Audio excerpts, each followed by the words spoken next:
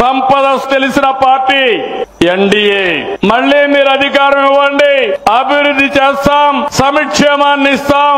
అందుకే సూపర్ 6 అని చెప్పి సూపర్ హిట్ చేసిన పార్టీ ఎన్డీఏ.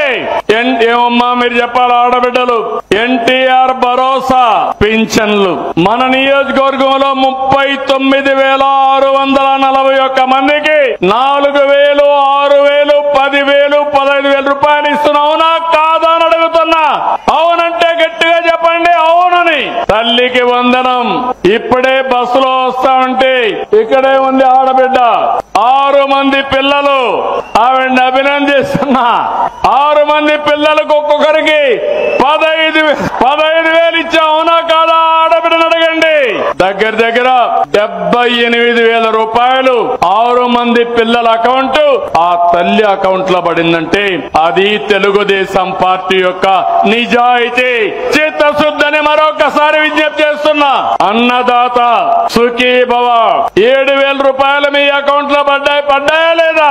పడుంటే రైతులు గట్టిగా చప్పట్లు కూడా చెప్పండి ఎస్ అని. ఏమమ్మా ఆడబిడ్డలు గ్యాస్ కనెక్షన్లు ఇస్తున్నావా లేదా? నేనే దీపం పెట్టా, ఇప్పుడు 3 సిలిండర్లు ఉచితంగా ఇస్తున్నా. అవునా కాదా అని అడుగుతున్నా.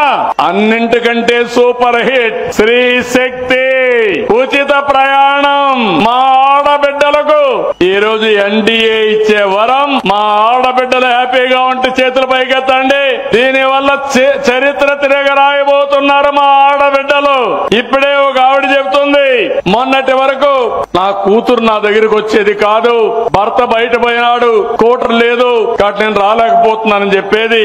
ఇప్పుడు భర్త సహకరించకపోయినా ఇష్టపడకపోయినా నన్ను చూడాలంటే ఫ్రీ బస్సులో నా కూతురు వచ్చి చూసిపోతుందని ఆ తల్లి చెప్పే పరిస్థితి వచ్చింది. ఇంకో పక్కన మెగా డిఎస్సి మొట్టమొదటిసారిగా విన్నాను. మన కుప్పంలో కూడా 50 మంది టీచర్లు సెలెక్ట్ అయ్యారు. ఇది ఒక చరిత్ర. ఒకప్పుడు మన టీచర్లే సెలెక్ట్ అయ్యేవాళ్ళు కాదు, అంతా వేరే తాలూకాల నుంచి ఇక్కడ రావడం, వస్తానే ట్రాన్స్ఫర్ చేసుకుని వెళ్లిపోవడం, మన బడులన్నీ ఖాళీ అయిపోవడం. ఎన్టీఆర్ మెమోరియల్ ట్రస్ట్ ట్రైనింగ్ కూడా ఇచ్చాం. దీనివల్ల బ్రహ్మాండంగా పనిచేశారు. ఇది తలుచుకున్నప్పుడు ఇప్పుడు కుప్పం కూడా పోటీ పడే పరిస్థితి వచ్చింది. పోటీ ప్రస్తుతం పడుతుంది. రాబోయే రోజుల్లో పోటీలో తిరుగులేని శక్తిగా ఈ నియోజకవర్గం తయారవుతుందని నేను ఆకాంక్షిస్తున్నా. నేను ఆ రోజు ఒక మాట చెప్పాను, మెగా డిఎస్సి ద్వారా యువతకు ఉద్యోగాలు ఇస్తాన్నాం. ఇచ్చాం, మాట నిలబెట్టుకున్నాం.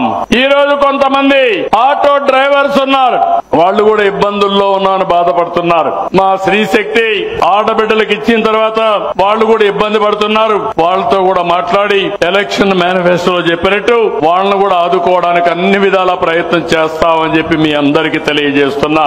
ఈ ప్రభుత్వం అనేది అందరి ప్రభుత్వం.